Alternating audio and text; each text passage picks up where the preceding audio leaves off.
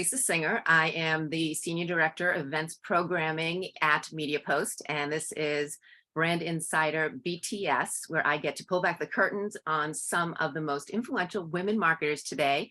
And with me is Brigette Wolf. She's the CMO of MyMochi ice cream. Hey, Brigette.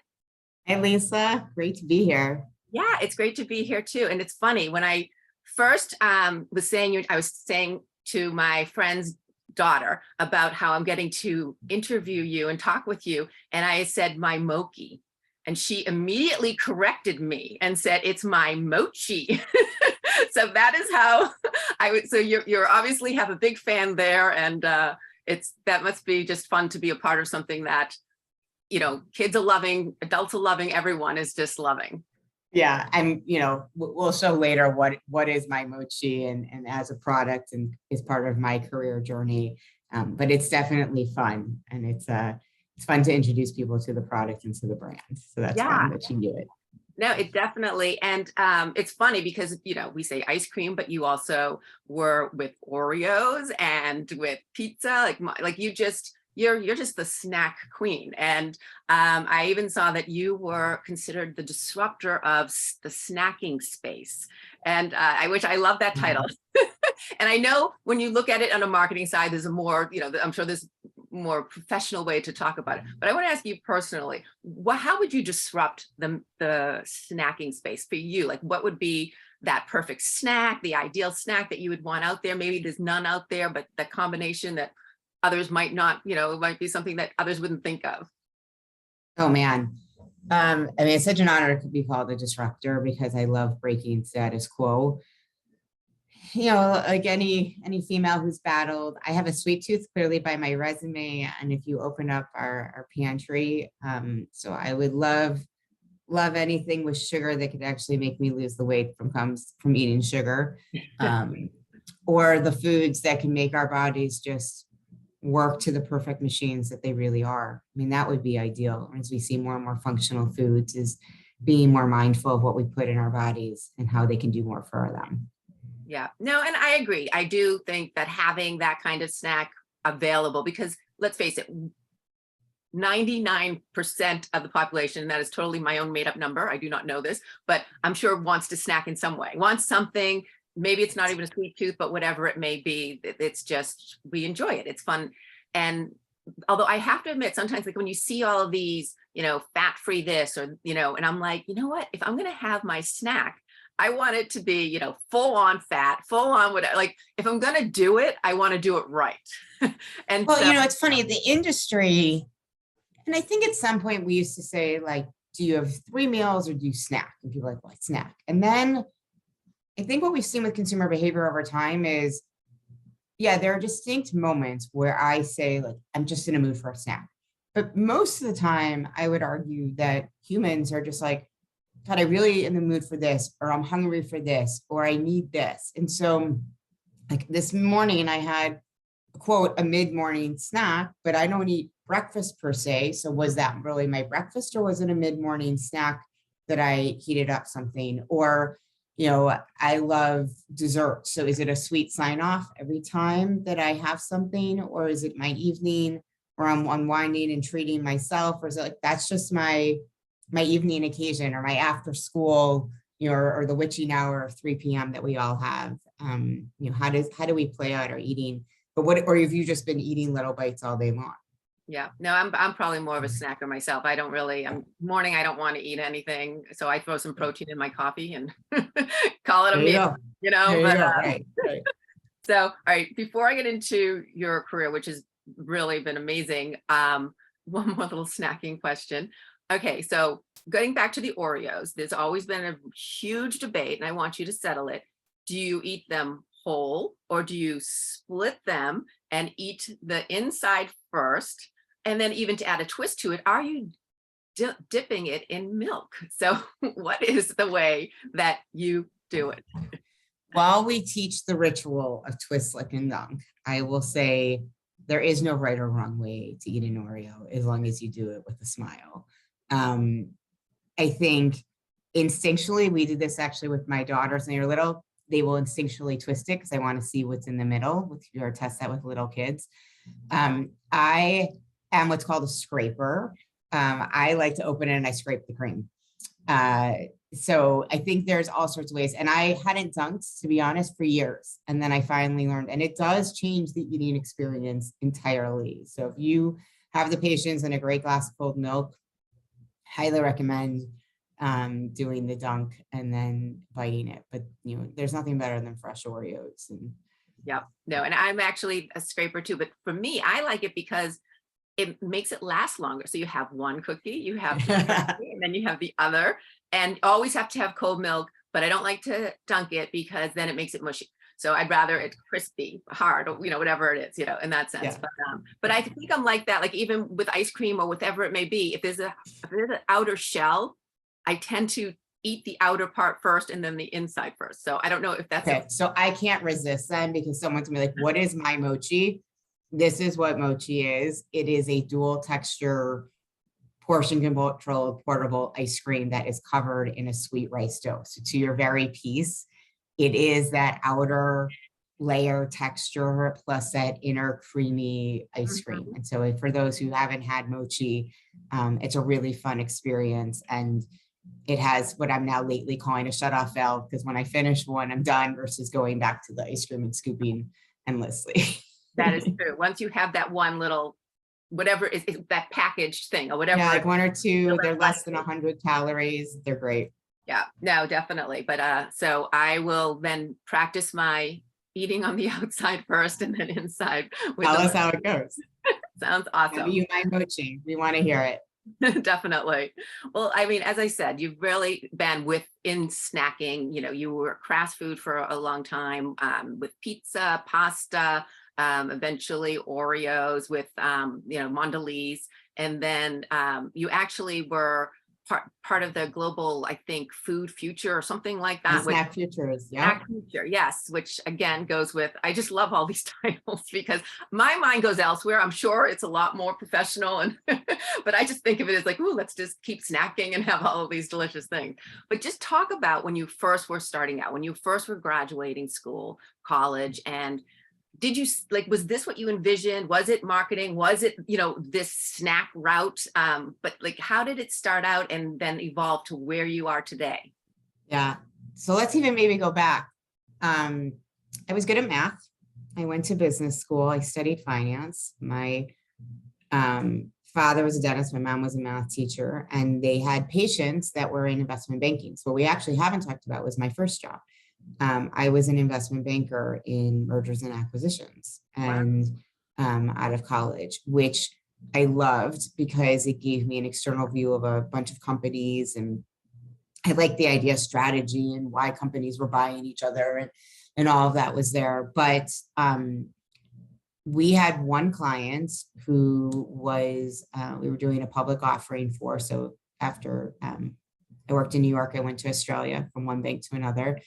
And I had a client we were going public with who owned a clothing store, and he just went on and on talking about the consumer and his shopper and what it meant. And I was like, ooh, this is really cool, like to serve people and to understand like the insides of a business versus just the numbers and that time. So I actually made a pretty seismic career shift from investment banking into CPG, and had made my way back to Chicago with my MBA. So that was kind of the first transition of getting into them, where I started. And then when I started at Kraft Foods as an ABM, and started getting that classical CPG training. Wow. So, I mean, going from investment banking to CPG, and even just, you wouldn't even think that your skill set would cross over necessarily. So like, how did you make that transition? Because I think a lot of people face that when they want to do a change in careers. They want to maybe go from this to that. And you have to figure out how to make that logically and make sure, let them know, yes, I have the same skill set, even though I haven't actually worked where you are now. What did you need to do for that? There were a few things. One is what I tell people all the time is know thyself. Like, what is it you liked about the role that you had and the work that you were doing and what you didn't? And what is it you think you're going to like about this new industry or new roles that bring those pieces of passion or expertise with you. And then there was the resume building, which was knowing the skills that were required in CPG. We talked about teamwork and leadership and analytics and creativity and things like that. Where could I draw in my experience in investment banking that had parallels? And you can make examples. So there's a lot of transferable skills. You just have to frame them. Mm-hmm. And you have to understand what you're going from and to.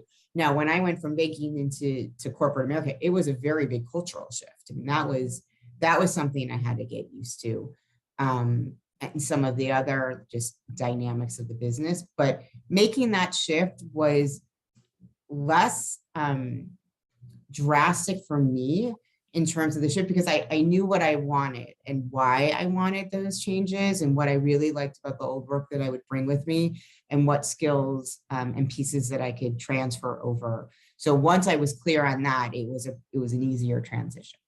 Well, and that's totally making sense in terms of, adjusting your resume. Don't go in like, hey, this is my background, but switch over. Like you really want to target it towards who you're going for. But still, was there a challenge still in convincing that person who was hiring that it made sense? Because they don't know you yourself, but they don't know. Yeah, I had the trick was, is this really what you want? Is this the company you want? And so I had to really convince them, yes, this is what I want. I want to be doing this. This is why I am passionate about it. This is, the world I want to enter. I think that was a bigger piece. The rest of it was just, can she do the job? But there is, like any recruiter as well, once we hire her, is she going to want to stay? Is this really what they want? They say they want it. And when you're younger, it's kind of that always balancing act of, companies like to give offers to people who are going to accept them. Mm-hmm. And they like to have offers that those people are going to thrive and continue to push versus come in and kind of go against the grain on everything. Yeah. Well, you obviously thrived and continued to push. So they were smart in taking the chance with you. I'm curious, aside from perhaps that, but have there been any other, like what is maybe one of the biggest challenge you've ever faced that even maybe at one point you might have thought, oh my gosh, can I even get through this? But obviously ultimately you did, and how were you able to make it happen? There's always moments, whether it's a project that just goes off the rails and we've joked needs an exorcism. How do you keep everyone focused on the end game without pointing fingers and blaming others or having to explain it to senior management why you're off track and how you're going to work to correct it, and asking for both permission for more time and grace or resources and forgiveness that something happened. You don't spend a long time working without having your share of managers that you could have thankfully done without. And I take them sometimes as a lesson of things change, so that it was always an important thing. After a while, I was like, just give it a couple months and something will change, hopefully, unless it becomes so insufferable.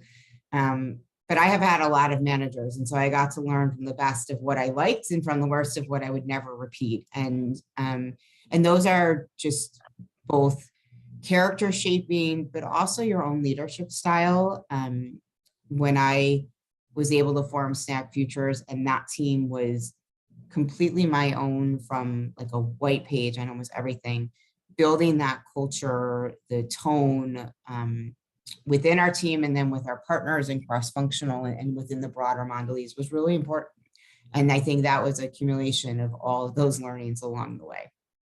Yeah, and I'm curious in terms of, obviously, because you've been with these brands for a long time, aside now, MyMochi is new, but outside of that, have there been personal challenges that you had to also get through? And I'm not looking to dive, deep, Mm-hmm. If you want to go deep into your personal life, I love that. But I'm just saying in the sense of maybe you had certain things that you faced that outside of just the managerial kind of issues that you might have had to, might have stopped you for a minute, just made you have to. So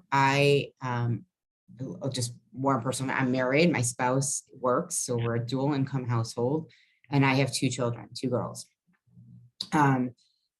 So it's a working mother dynamic where I also travel an immense amount, which I personally love. So there is the Brigette who just gets a kick out of going around the world and traveling and meeting consumers and connecting with my coworkers everywhere.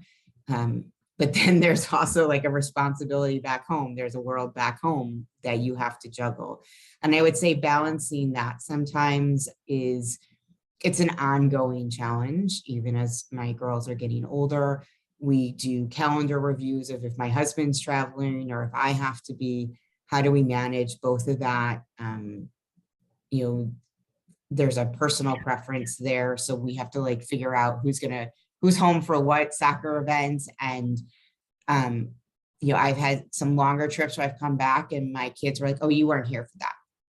And all of a sudden they're being quite snarky about I wasn't here for that. And that bite, when they were little, they would just kind of cry on the FaceTimes. Technology is amazing for that. But that was like, they kind of out of sight, out of mind, they moved on. Now they're on one hand, they enjoy when I leave. And other times, and if it's too long, I get played the guilt trip, which I will say I have tried to be really, really self-protective of not having too much mom guilt. I say that as a personal N of one, just how I've survived. I enjoy my work. I try to explain it allows us to do some lovely things and when we travel and what I have to do. But I know so many people are like, how do you manage the mom guilt? I'm like, I do as much as I can as a mother and as a wife and as a daughter that I can wherever I am. But I'm also an individual. And so it's you have to protect your psyche that way. Yeah, no, and I do think when you in saying mom guilt and not to be stereotyping, but women tend to feel guilt a little bit more so than men, I think. And, just given, I'm sure your husband goes through his own whatever, and other men do too. But I think women feel that way. And I do know that women leadership is important to you. I've seen, I always do my snooping and I've seen different posts you've had, and that it does matter. Like that is a really big point. So one, how do women, because I think a lot of these women are facing similar situations that you're dealing with, that guilt, or how do you manage it and how do you balance it all?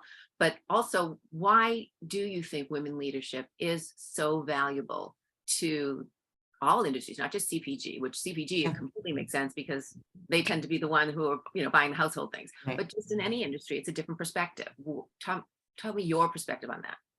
Yeah, well, we talk about this all the time. Diversity of thought and experiences is just invaluable to any problem solving. If everyone comes through the same pipe and the same lens, you're just not going to see the challenge any differently to solve it any differently. And I think that's men, that's women, it's religions, it's races, but it's also like education and backgrounds and experiences, right? That heavy artists and musicians look at the world differently than the scientists do or the mathematicians. And you want all of them in the room because they actually create a really powerful, stronger solution. So for women, I think there's just that basic diversity. You have a totally different neurosensory experience showing up in the room. I do think that, whether we say it's stereotypical or there's a piece to this is women are communal, they tend to be more nurturing, they tend to be more inclusive, and that collaborative nature is there. I mean, there's a fabulous old comedy piece about, defending the cavemen, which I loved years and years ago. But if you think about the hunter and gatherer mentality and how society was built, we have evolved from communal versus individual hunting. And I think that speaks volumes. And I think we see this with international leaders, of diplomats, of how female leadership shows up differently. I think in every level, because, and this does go back to not just a female thing, but a male thing, like we want families, we want to thrive in society with our children. You cannot have the level of empathy without having both men and women in the room, because men and women are raising the next generation. And to that, like I couldn't do what I do without my husband. And there's a lot of, single women or single mothers that are in the workforce and they're tremendous. In my personal case, like I couldn't do this without a partner. So if that's something you're choosing, is find a life partner. It's a really big part of the equation for your career, because it does make a difference of how are you going to negotiate that and be supportive of each other and figuring that out. Um, and that goes back to, you say, like from mental loads to, just taking care of your household. We are evolving societal roles. And I don't think it's a bad thing. It just means we're evolving as human beings to be more holistic. We were quite siloed, and, society was dictating, this is your role, this is where you work, this is the type of work you do. And I think that was both probably limiting for a lot of men as much as it was for women. There's a lot of different ways of self-expression and becoming your full self. And I think it's a great thing. Yeah. And to your earlier point, it's again, making room, all of that and taking care of it, and all, work side and family side, but making sure to take care of yourself as well. And to have that, because if you drop, then the rest is all going to just go down with it. So it's, that's, I think, very important which is, I don't think, easy for anyone to always do. There's always going to be guilt. There's always going to be that, oh, I have to do this, I can't do this. But just if you take that step back and just think about what's right for you, and go forward that way, I think it'd be more beneficial. I agree. Well, I want to ask you, is there something that when people meet you, work or professional, and maybe sometimes it's different, like sometimes people who meet you in work, they assume something about you, like what is maybe something they get wrong about you, but then maybe personally, then they assumed another thing about you, or it could be the combination, both work and personal. There's an assumption about you that they get wrong, what they see when they first meet you. That's a great question. That's a great question. I don't know. I think when most people meet me, I have a high level of energy. I tend to move fast physically. I talk fast. So there's I like to bring energy. I like physical movement. I like to have a lot of fun. And I would say, like, while I'm buttoned up, I'm not the most organized. Like, I'm not the neatest thing. My family would tell you I need to work. Well, my work people would probably tell you I need to work on my listening and my interrupting. I just get really excited about a lot of things. So, yeah, I would be curious. I tend to be pretty transparent.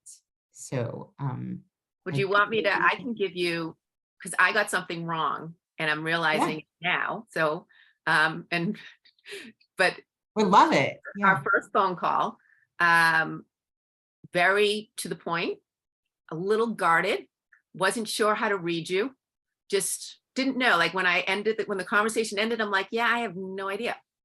And now just the little bit we spoke before starting this interview, and just now the conversation we're having, so wrong. Because you're to the point and you are very, like, I think you say it like it is. So to that extent, I agree with transparent, but I think that initial, you were a little bit more guarded, or like I don't know, there was just a defense there that I didn't feel like I was getting through.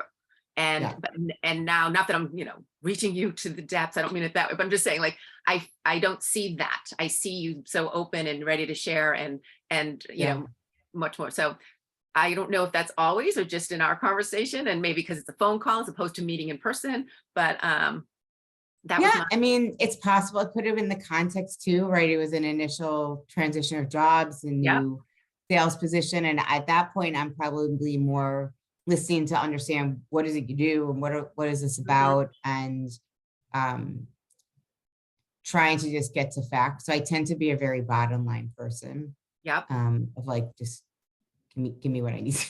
give me the punchline. And it's funny. As I'm East Coast, so like, I don't live in East Coast now, but I'm saying that I'm very much that way. I'm like, get to the point, all right, this is it. Like, I want to hear that, this can be a little fluff, but at the same point, it's just like, really, what do you need? Or, what can I do? Or that kind of thing. Sure. And And so you came across that way, which I love. Like, to me, like, I mean, like I said, nothing against those who don't, but that's sort of, when I'm in the grocery line, I don't want to talk about how my, what am I having for dinner tonight? I'm like, just let me buy my Get me stuff. through. So I tend to be that person, but yeah, it was just harder to read. Whereas now I don't feel that at all. And again, you were just starting with MyMochi. I'm introducing this whole new thing to you. And so like, I get that. But so there was that little, but anyway, all in a good like way, and totally now, Yeah. like not at all. So, but I just, since you didn't have a thing, I thought No, it's great. now you can see if anyone else says that and then let me know. Yeah.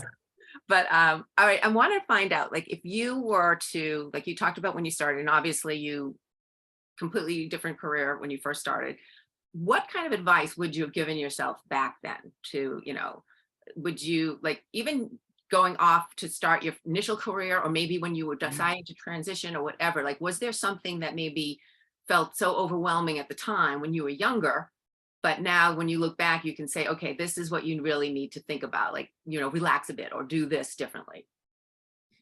I think my new thing, and I was mentoring some people over the summer, and I had just crossed 20 years, or it was getting trying to 20 years and at the company. And I think for me, one of the things, I think the biggest aha in talking to a lot of people, but particularly to women, was this: how do I do career planning? And it struck me that we are so focused sometimes in talking about career planning that we do not talk about life planning. And life planning is very different. Like, we say, like, work isn't everything, and yet we only seem to want to plan work. But there's family, there's where you want to live, there's the type of lifestyle you want, there's if you have children or don't. And all of those phases happen at different points in your life, let alone your career. And they make, they add nuances, it's like throwing down the little, the jacks on the floor and seeing which ones you can dance around. And I think for me was being patient with yourself. It's okay. Like, I had timelines in my head of when I wanted promotions and when I wanted certain things to happen. And I think there's a little bit of, it's okay to enjoy the ride and to learn along the way. And, if you're making enough, and we can all say what is enough, but, I had enough food and shelter and clothing that it was enough. Like, what's the most important thing at this time? And sometimes it's the promotion or the pay, or it's the work itself. Other times it's flexibility, or it's where you live, or it's the type of work. And so I think this reframing of career planning to what do you want your life to be, and knowing at different points there are going to be different things that are more important than others, and they'll, there's nothing wrong with that. I think that's where some preordained version of what your world is going to fail you at some point, because it's not going to be this perfect plan, and you don't want it to be, because the world is changing and you're evolving, and your career is going to give you different experiences and open different doors. And that would be the second piece, is aside from having some grace for yourself, is be open to those different experiences. Be willing to not only be open, and even in now, like, be willing to bet on yourself. And it's okay. Like, have the faith of the experience that you have and what you've learned and what you're capable of learning is enough for that next jump too. Yeah, no, totally. Because if you really look at most, I mean, I speak with so many of you who are so successful, the way you got to the level you're at, there are a lot of zigs and zags, it's not that one path. But I do think when you're first starting out, as you said, you kind of have that, okay, by this age I'm here, by this age I'm there. And then, everyone sees this as a ladder, and it yes. is just, it's not. Yeah, it's a bunch of jumping rocks. I definitely agree. Well, I want to ask you, so what's the most recent, or the best, I guess we could say either way, spur of the moment purchase you made, just randomly, just, okay, let's do this, let's buy it?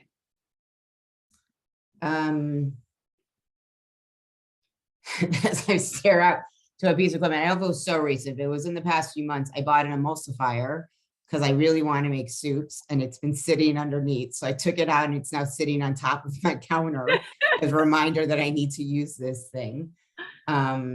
So that's one gadget that I need to do. I need to start being better at cooking and kind of homemade fresh cooking. So that's my, that was probably one random thing. How about, all right, instead of a Yeah. purchase, how about spur of the moment activity thing that you did? Just all of a sudden said, hey, let's drive to Vegas or whatever it may be. Yeah, I would say with the kids I do a less spontaneous, but we can plan, like we have a small little mountain here, so we can go skiing, and it comes and goes if there's snow here. I'll do that. Believe it or not, every once in a while I go into Lake Michigan in winter. So I have a couple friends who have gotten me brave enough to do the cold plunges. Are So you kidding me? Oh my gosh. depending on if we can feel warm enough and brave enough, we'll do that if the sun is out. They might be going today. So you never know. Wow. So you've actually done the plunge. Yeah. Yeah. Were you dying? Like what? No, you learn, like, you know, there's that famous Wim Hof breathing. You learn how to kind of warm up a little bit and breathe and calm down once the cold hits you, and just settle in and get comfortable for a little bit. And sometimes it's 30 seconds and sometimes it's several minutes. And I think we got up to maybe 10 or 11 at one point. We got bold. Oh my gosh, that, yeah, I don't think that would be. I'm the type that dips my foot in the pool, like, you know, Yeah. before I jump in. So Yeah. that might be a tough one for me. Well, Brigette, thank you so much. This was really great. I really appreciate you taking the time and talking with me like this. Thank you. Thanks for having me. Yeah, and thank you for watching. And as I always say, if you know someone or know of someone who is a woman marketer like Brigette, who's successful, and you want to hear their story, please recommend them, let me know, and I will do my best to get them. So again, thanks for watching, and Brigette, thanks.